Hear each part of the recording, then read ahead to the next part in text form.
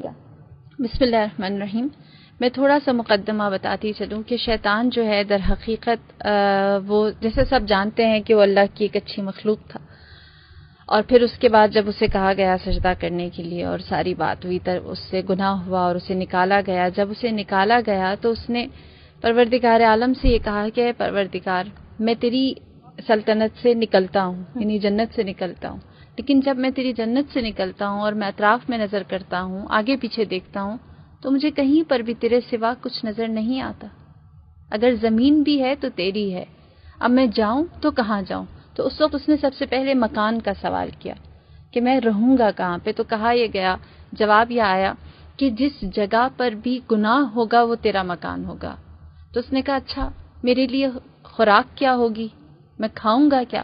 تو جواب یہ آیا جو بھی غذا، جو بھی لقمہ بغیر بسم اللہ کے بنی آدم اپنے دہن میں ڈالیں گے وہ تیری خوراک ہوگی، لہٰذا بغیر بسم اللہ کی جتنی بھی خوراک ہمارے منہ میں جاتی ہے اس میں شیطان شریک ہوتا ہے۔ پھر اس کے بعد اس نے کہا اچھا اگر مجھے پیاس لگے تو میں کیا پیوں؟ تو کہا تیری لیے جو ہم نے مشروب رکھا ہے وہ شراب ہے۔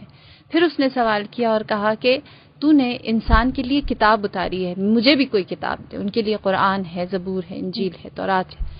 تو اس وقت کہا یہ گیا کہ تمہارے لیے جادو ٹونا کی کتاب ہے۔ پھر اس نے سوال کیا اور کہا کہ تو نے انسان کے لیے دعا کا راستہ رکھا ہے، وہ جو 4 سمتوں سے اس کے اختیار دیا گیا ہے، اور اللہ نے جو 2 سمتیں انسان کے لیے رکھی، ایک دعا اور دوسرا سجدہ ہے، صحیح۔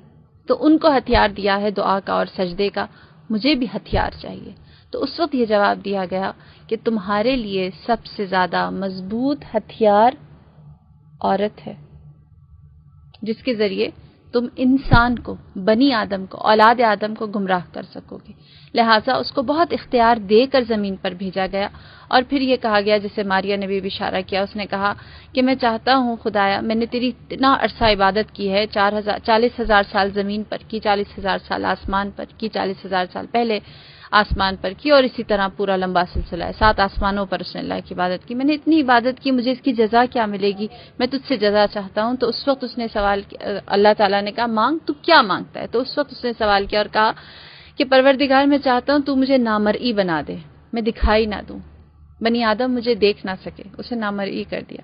پھر اس نے کہا کہ مجھے اس بات کا اختیار دے کہ میں جو انسان کے ذہن میں خیالات خطور کرتے ہیں اس میں وسوسہ ڈال سکوں، لہٰذا اسے یہ اختیار بھی دے دیا گیا۔ پھر اس نے کہا کہ پروردگار مجھے یہ اختیار دے کہ میں انسان کے خون میں روان ہو جاؤں۔ بس اس سے کہا گیا تیرے اعمال کی جزا یہ ہے کہ انسان کے خون میں رواں ہو جائے۔ پھر اس کے بعد اس نے سوال کیا اور کہا کہ مجھے آخری اختیار یہ چاہیے ہے کہ انسان کے اوپر جب قبض روح کی جائے گی اس وقت مجھے اجازت دے کہ میں وقت آخر انسان کی قبض روح کے وقت اس پر آؤں اور اس سے وہ چیز منواؤں جو میں منوانا چاہتا ہوں، لہٰذا شیطان کو یہ اختیار بھی دیا گیا۔ رہی بات کہ کیوں یہ اختیار دیا گیا، وہ عبادت جو اس نے اتنا عرصہ اللہ کی تھی اس کی جزا کے طور